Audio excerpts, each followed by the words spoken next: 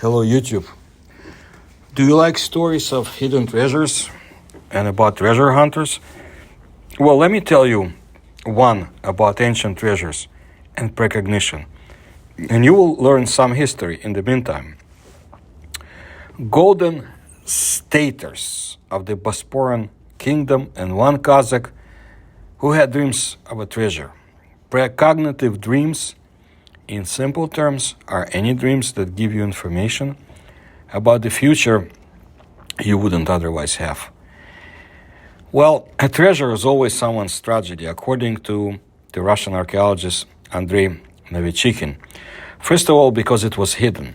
Someone, once upon a time, hid it, and clearly not because they had a good life. With rare exceptions, for example, small hoards of deposits hidden just for a rainy day.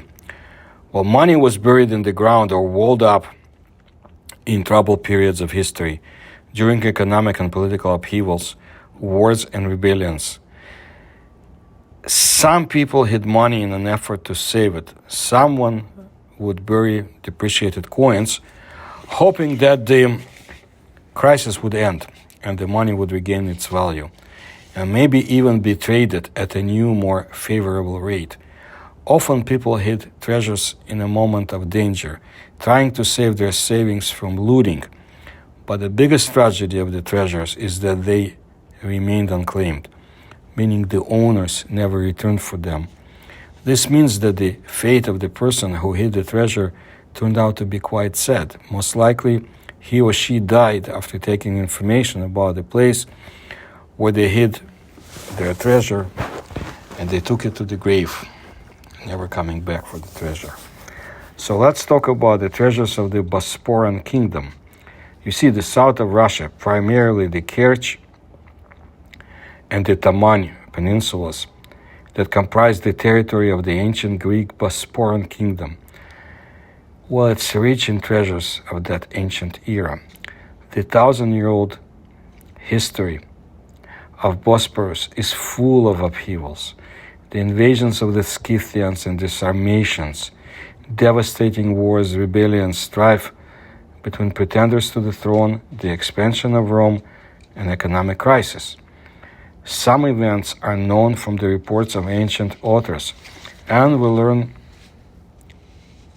about them, and some also thanks to the hoards of ancient coins. The Bosporan Kingdom, also known as the Kingdom of the Cimmerian Bosporus, was an ancient Greco-Scythian state located in eastern Crimea and the Taman Peninsula, on the shores of the Cimmerian Bosporus, centered in the present-day Strait of Kerch. It was the first truly Hellenistic state, in the sense that a mixed population adopted the Greek language and civilization under aristocratic consolidated leadership. 2,500 years ago, in the 6th century before Common Era, several large sailing ships entered the Taman Bay, on which Greek migrants sailed in search of new places to live. They traveled a long way, crossing 3 seas before anchoring off the Taman coast. So, as of 2009, more than 180 coin hoards were found in the territory of Bosporus and the surrounding areas, while over the following years, their number has grown significantly. Among the recent finds is the largest hoard of Bosporan copper coins of the middle of the 3rd century before Common Era, more than 21,000 copies with a total weight of over 46 kilograms. The Bosporan finds confirm the idea that the treasures were hidden in moments of danger, sometimes deadly danger. So during the excavations of the palace of the Pontic king Mithridates VI Eupator in Phanagoria, set on fire by rebels and perished in a fire in 63 before Common Era, several dozen coins and several purses scattered on the floor were found, which were dropped by servants and family members of the Pontic ruler, rushing around the palace engulfed in flames. Someone from the household tried to hide their money. A handful of the coins were poured in a shallow plate, but in vain. The royal residence perished in the fire. The owners of the coins did not return for the money, nor did the rebels find them.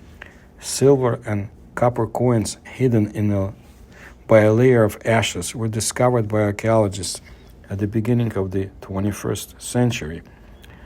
During the excavations of the Bosporan settlement, which perished at the beginning of the 4th century, coins were also found scattered on the floor in one of the houses, but their owner managed to take out some of the money and bury it at the northwestern corner of the building. However, he didn't come back for them either.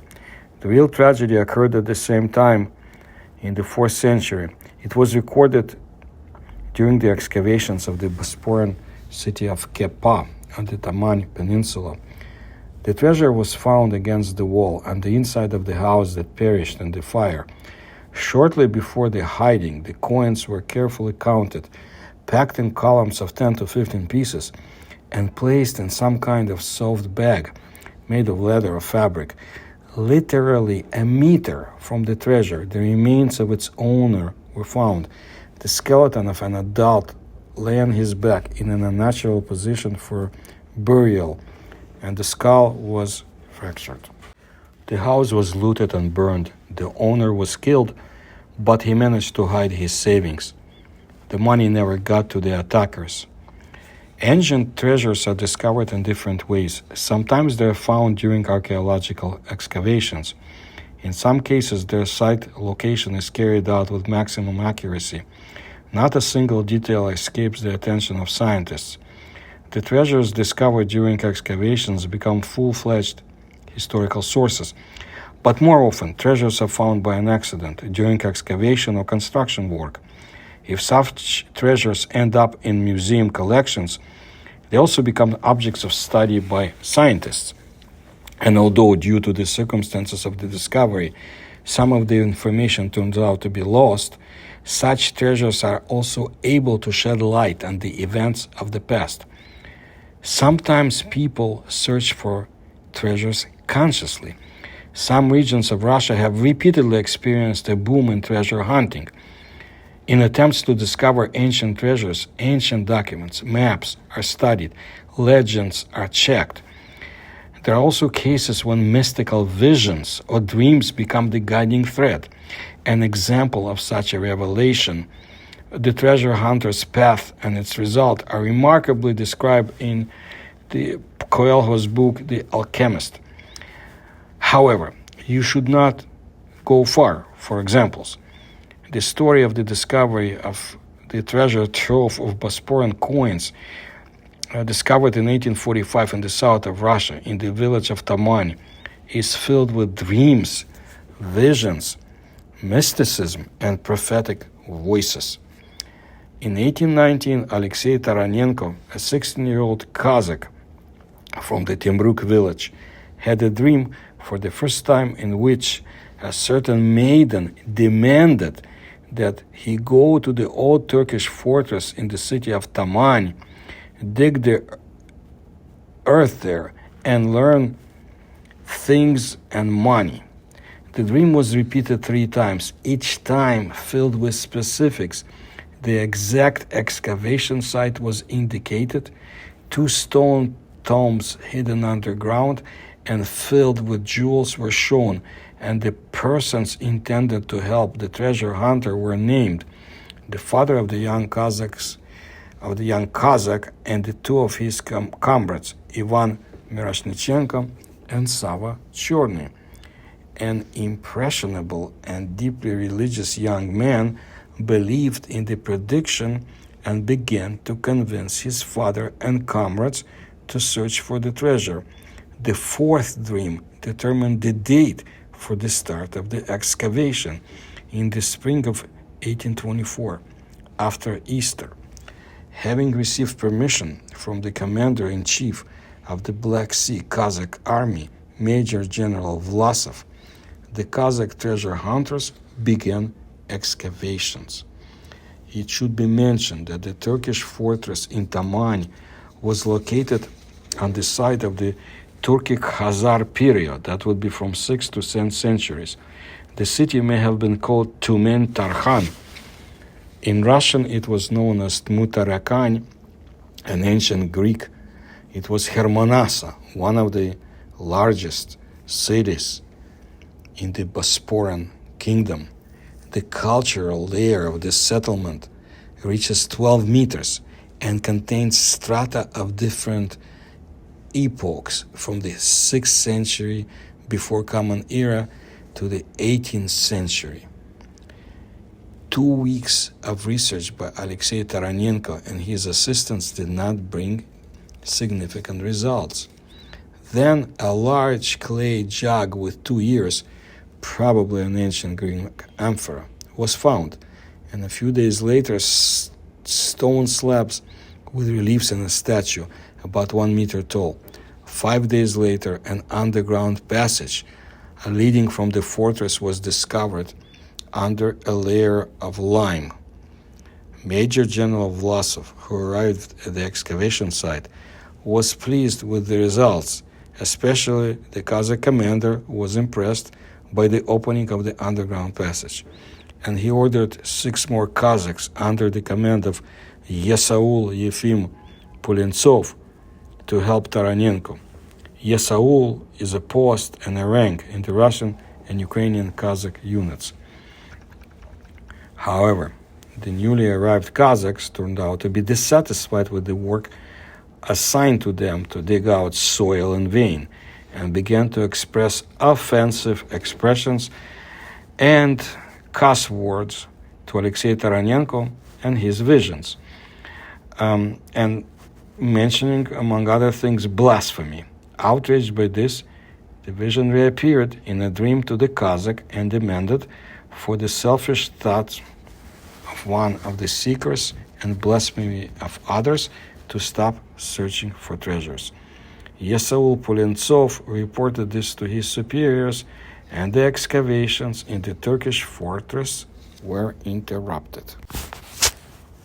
From that moment on, the leading role in the history begins to be played by Yesaul Yefim Pulentsov, famous Odessa archaeologist Anton Ashik, who personally knew Pulentsov, noted that he was a religious man who blindly believed in providence.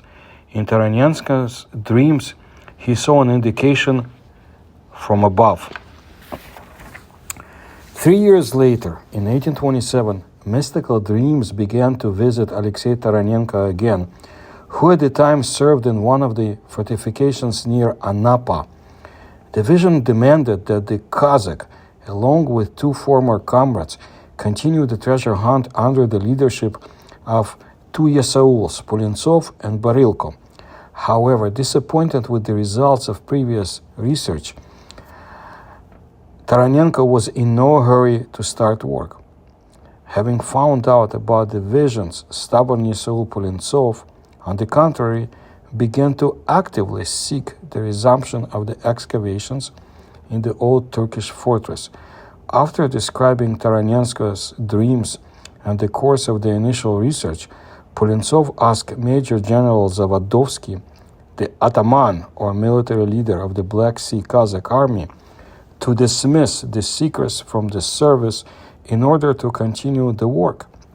While permission was obtained, the Kazakhs began excavations, but soon were recalled back for military service, while Yesaul Pulentsov continued to appeal to the military command. In the Caucasus, with petitions for the removal of Alexei Taranenko and his comrades from military service and permission to continue the search for the treasures. Finally, in May of 1837, the commander of the troops on the Caucasus line and in Chernomorye, meaning the Black Sea area, Lieutenant General Vilyaminov, taking into account the attention of the government to the discovery of Russian antiquities, allowed excavations to continue in the Taman fortress. Under the supervision of the local military chief, Major Posipkin, as the excavations continued, Taranenko's prophetic dreams resumed with renewed vigor. So on the night of July 23, 1837, a certain voice predicted to him, "The next day at sunrise you will find a sign with two words, peace and good." And indeed, at 8 o'clock the next morning, a tin plate with the letters P and D was found. The old Russian name for this letter is Покой and Добро, meaning peace and good. The very next night, a voice reported that the sign you found is the monogram of Prince Pavel of Dalmatia, laid down in 4,000 years.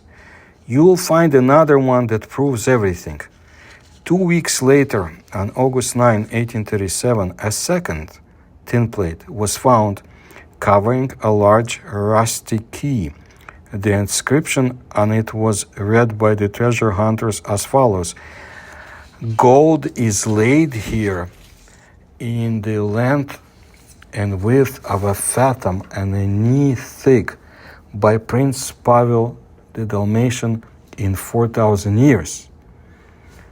According to Yefim Pulintsov, both plates were sent to General Velyaminov with a report, but subsequently disappeared. However, archaeologist Anton Ashik considered the information about the discovery of plates with inscriptions to be fake, and I'm not clear at all what is meant in 4,000 years. With the onset of cold weather, the research was interrupted, and soon an order was issued by the new head of the Caucasian or Kafkas Corps, Adjutant General Rosen, prohibiting the continuation of excavations. In vain, Yefim Pulintsov declared to his superiors that Alexei Taranenko could have been granted divine revelation by his abstemious life, and again asked permission to continue working, promising to provide all the things found and not demand any remuneration for it. He did not receive permission to continue the work. Moreover, he was punished for not following the orders of his superiors. However, the Yesaul, who firmly believed in the will of Providence, did not despair. As the archaeologist Karl Hertz, a researcher of Tamani, wrote at the end of the 19th century, Alexei Taranenko died and Yesaul Pulintsov undertook to continue the work he had begun. So, by fits and starts, hiding from the vigilance of his superiors, often forced to leave the excavation site and business, Pulintsov, sacrificing his entire fortune to find the treasure, continued to work until 1845. However, some documents indicate that Yefim Pulintsov began excavations after an 8-year break, having received the appropriate permission from the Ataman of the Black Sea Cossack Army, Zavadovsky, in the summer of 1845. On October 10, 1845, at the depth of 15 arshins, or 10.6 meters, those diggers hired by Pulintsov found a treasure trove of gold coins, according to some reports, located inside a painted red figure vase. The Yesaul himself was absent from the excavations that day because he had to travel to Temryuk on business. The workers handed Pulintsov 21 gold coins. The true number of the coins in the treasure is not known for certain, because the diggers could have hidden part of the treasure. The Black Sea Ataman Zavadovsky ordered to put a Kazakh guard at the excavation site so that no one would attempt to search. The coins were sent to Tiflis or Tbilisi today, to the Kafkas governor Prince Vorontsov, with a report from Yesaul Pulintsov petitioning the high authorities to continue the work and to pay him remuneration for finding gold coins.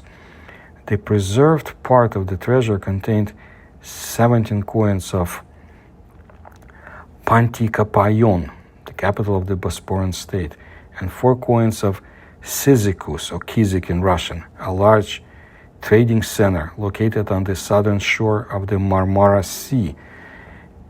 Its gold staters in the 5th to 4th centuries before Common Era were in circulation throughout the ancient world, playing the role of an international currency.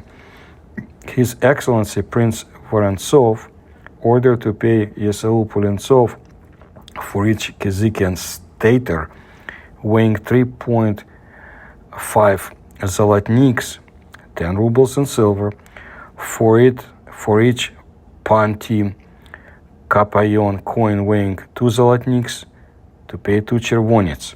A zolotnik was a small Russian unit of weight, equal to 4.27 grams. Chervonets is the traditional Russian name for a large foreign and domestic gold coin. The name comes from the Russian term chervonoe zoloto, meaning red gold, the old name of a high-grade gold type.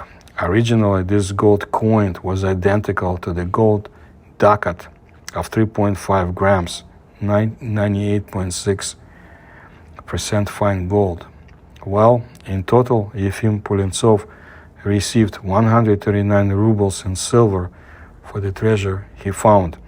The Yesaul was dissatisfied with the award because, according to him, he invested up to 2,000 rubles in this enterprise, undergoing labors and sorrows for almost 20 years.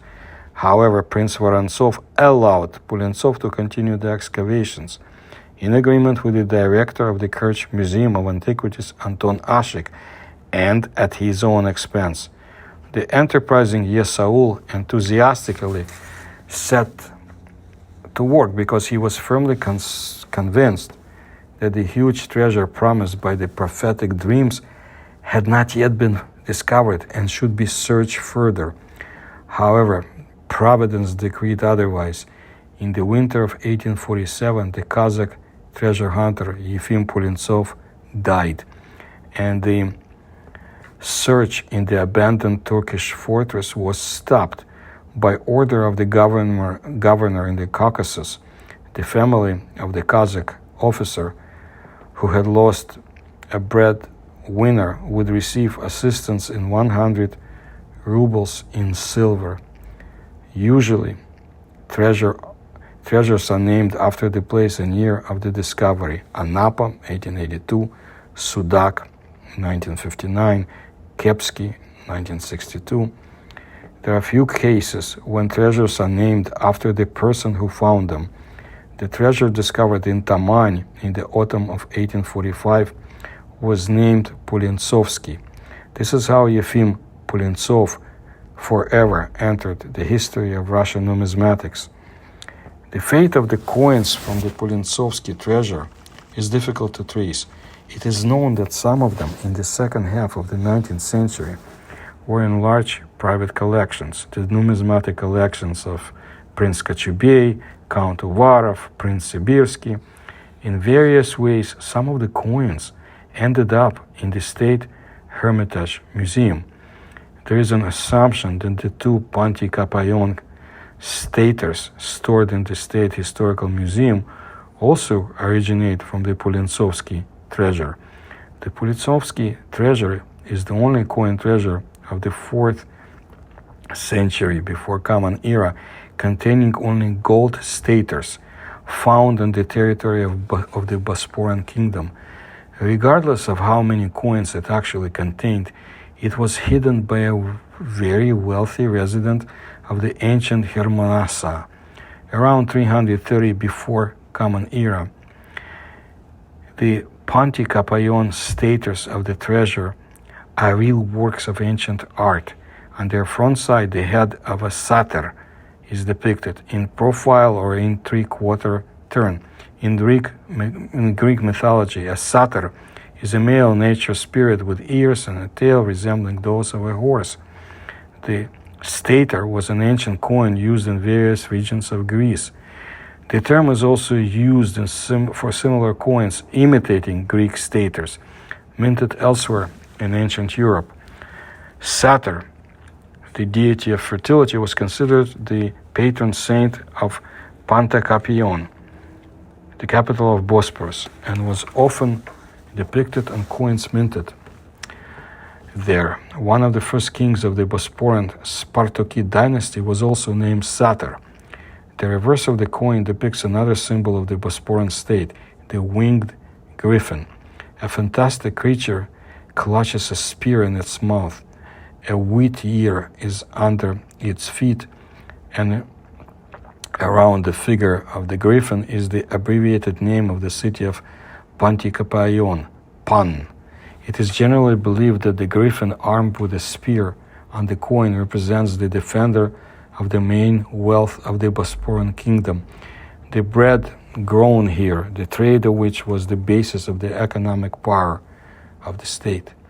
The story of the Polintsovsky treasure is an example of perseverance, faith in providence, and striving to realize a dream. And at the same time, it is an example of the futility of existence, because both the one who accumulated and hid the treasure and the one who found it could not take advantage of the benefits that gold coins could bring. Nevertheless, the treasure found by Efim Pulintsov went into the treasury of numismatic sources and the history of the ancient Greek Bosporan Kingdom. From time to time, new documents are discovered in the archives, shedding light on the circumstances of its discovery, and the coins themselves will be studied by those who research numismatics for a long time. And all this only because almost 2 centuries ago a Kazakh officer believed in prophetic dreams, even if not his own, and despite the obstacles, followed the path of research, a quest of sorts, confirming the validity of the ancient Latin maxim, qui quaerit reperit, he who seeks finds. I will bring you more stories about treasures in the former Russian Empire, the Soviet Union, also from the ancient civilizations that existed in Eurasia. And if you like my research, please support me through the links you will find in the description to this video. Please tell others about my videos. Please like my videos. Thank you for your attention to my work.